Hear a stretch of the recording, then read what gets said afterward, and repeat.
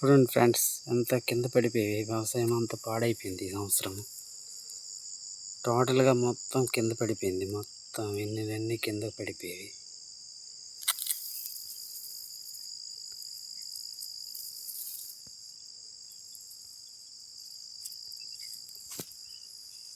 చూడండి ఎంత నష్టం అయిపోయింది. అంత వాటర్ అంతా పొలం వాటర్ అంతా వచ్చి ఇదే మడిలోనే అంతా చేరుతాయి. ఆ వాటర్ వల్ల ఎన్నెలు కిందకి నేల మోసేయడం వల్ల మొత్తం మొలకలు వచ్చేసాయి మళ్ళీ తిరిగి. అందువల్ల బాగా నష్టమైపోయింది ఈ సంవత్సరం. చూడండి, రైతుకి